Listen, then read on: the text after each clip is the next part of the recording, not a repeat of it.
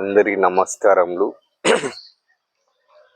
ఓంకారం అంటే ఓంకారం అని ఏంటంటే మన లోపల నుంచి సరపేటిక నుంచి ఓంకారం అనే రావాలి.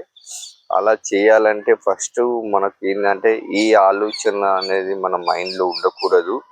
అంటే వెనుక ఏదొచ్చినా పక్కకి ఎవడు గిల్లినా గిచ్చినా కుట్టినా సుత స్పర్శ అనేది ఉండకూడదు. ఆ స్పర్శ ఉండద్దు. అంటే ఫస్ట్ ఆఫ్ ఆల్ ఏంటంటే మనకు ఐస్ అంటే కళ్ళు చాలా ఇంపార్టెంట్. అంటే చాలా సులువు. అంటే చిన్న ఏదన్నా మరకబడ్డ సుత కళ్ళనే బాగా మండిపోతాయి. అంటే అంత సురక్షిత. అంటే ఒక దేవుడు అనే మనకు ప్రకృతి సిద్ధంగా ఒక మానవ జన్మ ఇచ్చిందనంటే దానిలోని ఉండేటువంటి అనేక శక్తులు అనేది ఒక మానవునికి ఉంటాయి.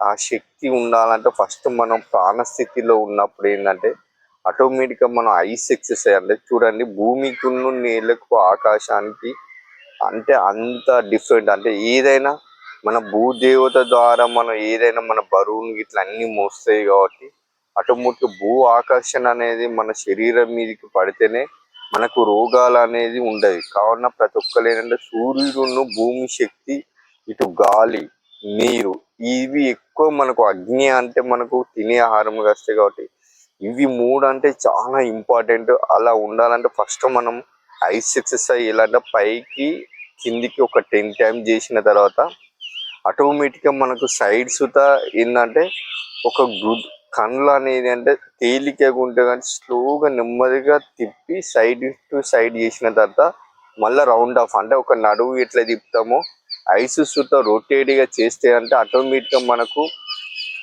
అలా మనకు ఏంటంటే మన గుడ్డు అంటే అంత సురక్షితంగా ఉంటాయి కాబట్టి ఆటోమేటిక్గా రొటీన్ చేస్తే కొద్ది ఏంటంటే మనకు ప్రాణశక్తి అనేది పెరుగుతుంది. ఆ ప్రాణశక్తి పెరగాలంటే డైలీ ఐస్ ఎక్సర్సైజ్ రొటీన్ చేసిన తర్వాత అప్పుడు మనము జ్ఞాన ముద్రలో పెట్టుకొని ఆటోమేటిక్గా వజ్రాసనం కూర్చొని మనం చేతులు నిటారుగా పైకి జాపిన తర్వాత ఇప్పుడు మనం కళ్ళు మూసుకొని ధ్యాన స్థితిలో కూర్చుంటాం. అంటే చూడండి మనం ప్రశాంతత ఉండాలంటే మనం ఒక ధ్యానం అంటే కళ్ళు మూసుకొని ఏది గ్రహించకుండా నిశ్శబ్దంగా ఉండిన తర్వాత ఇప్పుడు మనం ఒక హిమాలయ పర్వతం తీసుకున్న తర్వాత అక్కడ ఒక సరస్సు ఉంటుంది.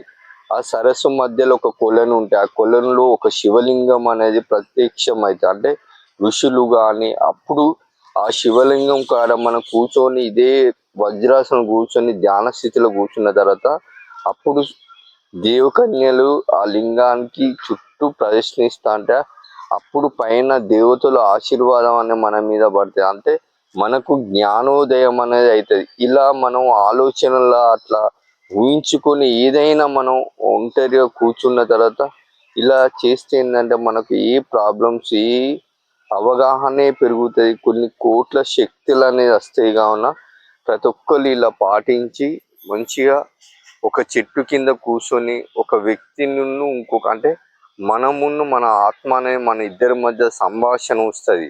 అది యోగ ధ్యానం. అంటే ఋషులు చూడు 1000 సంవత్సరాల 19వ శతాబ్దంలో ఋషులు అనేవారు ఇలా ధ్యాన స్థితిలో కూర్చొని వాళ్ళ అద్భుతమైన శక్తులను ఇప్పుడు చూడండి మన హెల్త్ను మనం కాపాడుకోవాలంటే మన ఒక 10 నిమిషాలు ధ్యానం చేయకుండా ఎక్సర్సైజ్ వాకింగ్ చేయకుండా రెస్ట్ అని తీసుకుంటే మన శక్తి అనేది మనం కోల్పోతాం.